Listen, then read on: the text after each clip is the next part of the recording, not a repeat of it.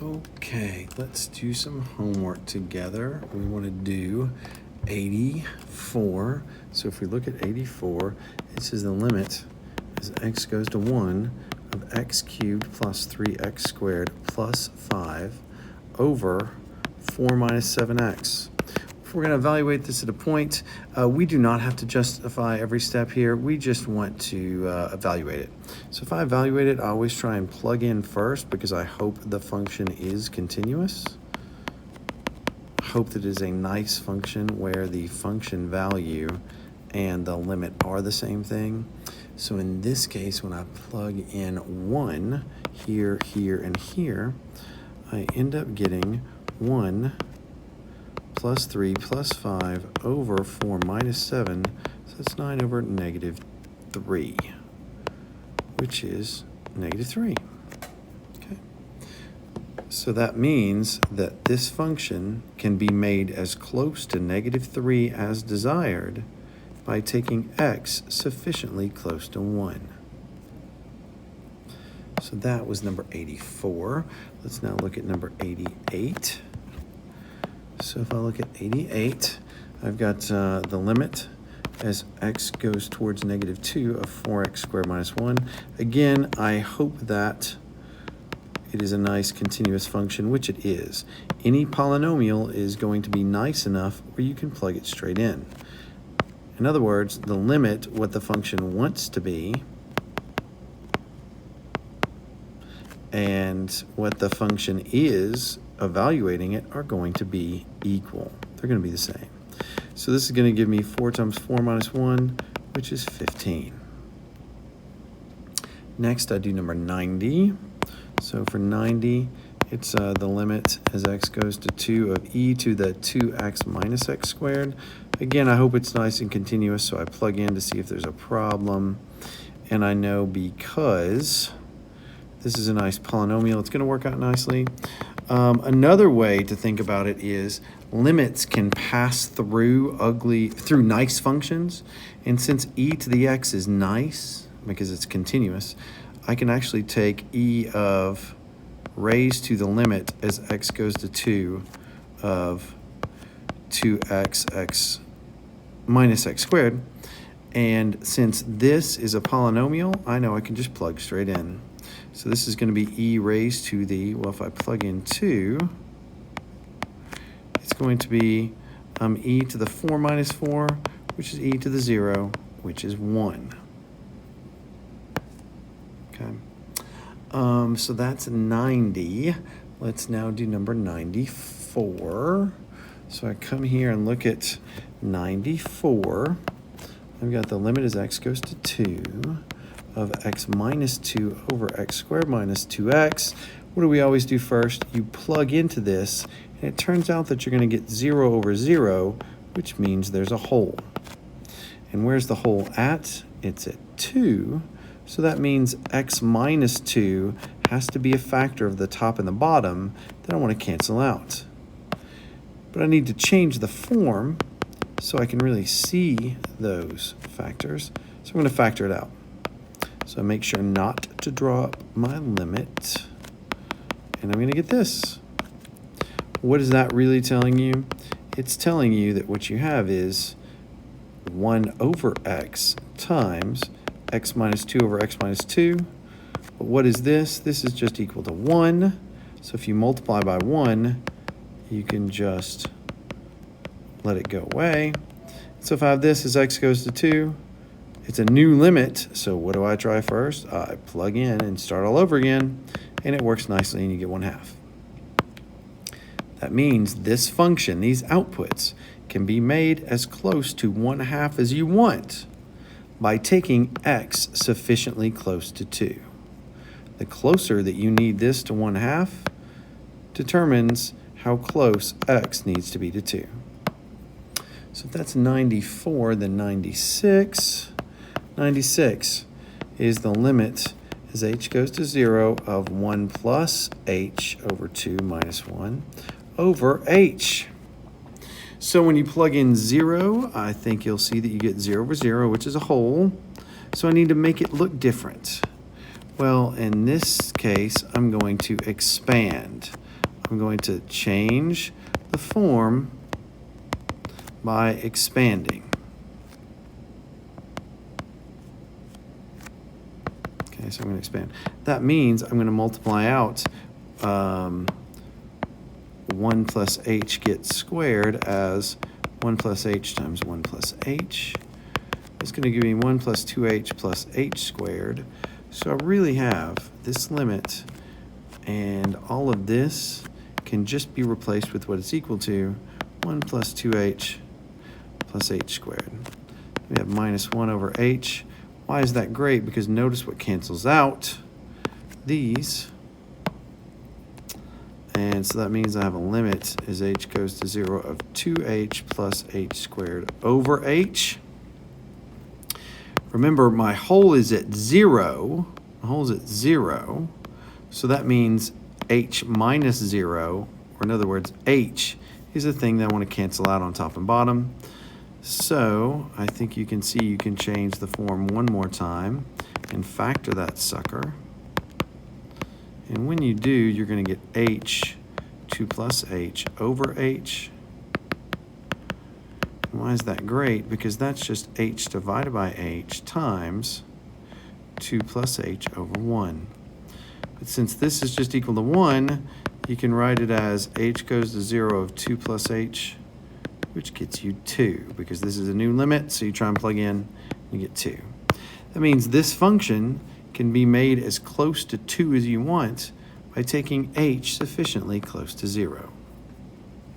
So that's 96. I'm now on 98.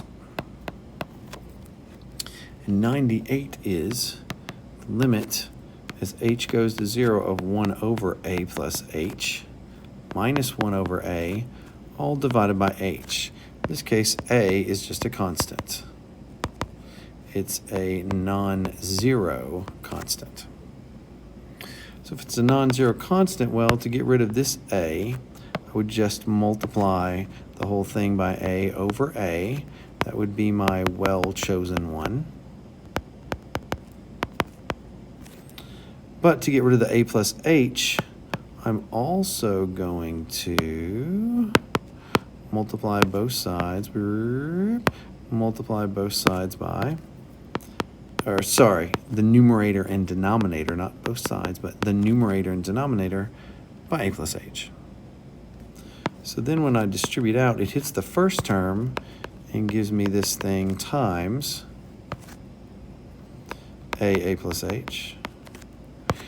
If I distribute this and it hits this one, it's going to give me minus 1 over a times a plus h. But then distributing on the bottom, we just get the h that was there times a plus h. Why did I do all this? Because at the beginning, sorry I didn't show it, I tried to plug in h and I got 0 over 0, which means there's a hole.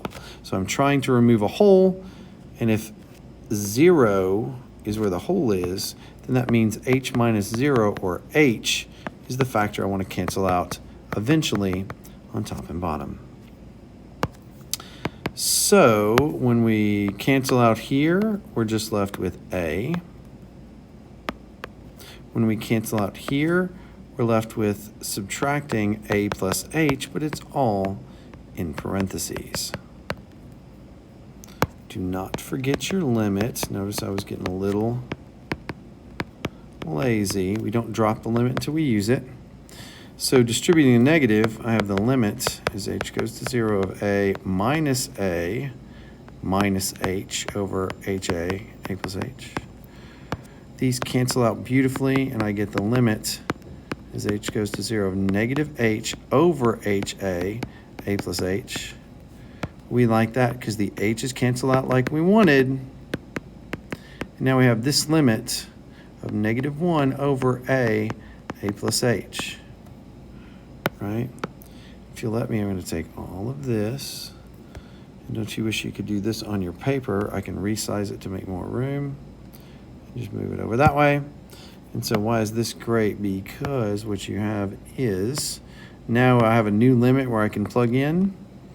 And if you plug in 0, you get negative 1 over a times a, which is negative 1 over a squared. All right, that's 98. So now I'm doing 100.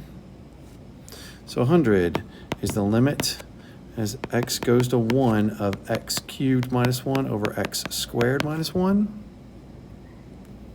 Well, here you always try and plug in first because it's a polynomial over a polynomial, so both those exist, but when you plug in, you get 0 over 0. So there's a hole. And where's that hole? Since it's at 1, that means the factor x minus 1 must be in the top and the bottom. I just can't see them yet. So I need to factor. So I'm going to say, look, I'm going to factor, and the difference of two perfect squares is x minus 1 times x plus 1. But the difference of two cubes, if you ever have a cubed minus b cubed, notice this 1 is the same as 1 cubed. So if you ever have that, you're going to get an a b, an a squared, an ab, and a b squared, where you have the same, opposite, and always positive for your middle signs. So what that means is the same sign as this negative goes here. The opposite of this sign goes here. O for opposite. We have plus. And the last sign is always positive. So that means that x cubed minus 1 cubed is x minus 1, x squared plus x times 1 plus 1 squared. In other words, it's going to be this times x squared plus x plus 1. So you can factor this into this using the difference of two cubes. So it's going to be x minus 1 times x squared plus x plus 1. Why is that wonderful? Because you can rewrite it as this fraction times this fraction. Notice I'm not just canceling out. I'm being really careful in saying this because I factored out of the top and bottom is equal to 1. And now you get a new fraction. What's great about that fraction? When you plug in a 1, you get 3 on the top and 2 on the bottom. So I can make the original function as close to 3/2 as you want to by making my x's as close to 1 as I can make this as close to that as you want by taking x sufficiently close to 1. So that was number 100. So it's number 100, but you actually have to use something that doesn't disappear. So that's 100. Let's do 102. 102 is the limit as x goes to -3 of root x plus 4 minus 1 over x plus 3. Okay, so let's see. I plug in, and yes, you get 0 over 0 because there's a hole. So that means I need to change the form. Well, again, I'm going to use a well-chosen one. But my choice here is going to be to change the middle sign, but use the same terms as the top. But I must do that on top and bottom, so it's equal to 1. Don't drop your limit. And when you do, on top, you're going to get x plus 4 minus 1. Make sure you put in all your parentheses. Because notice that the top is a minus b times a plus b is its form.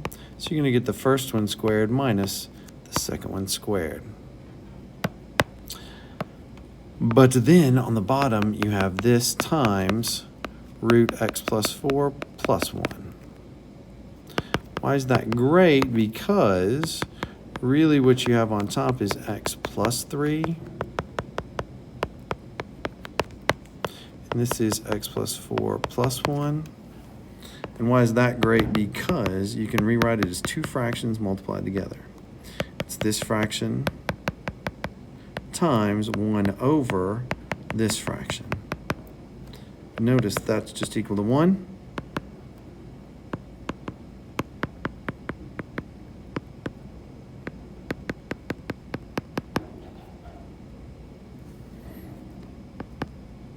And now as x goes to -3, you get 1 over 1 plus 1, which is a half. Let's now do 103. We're so almost done.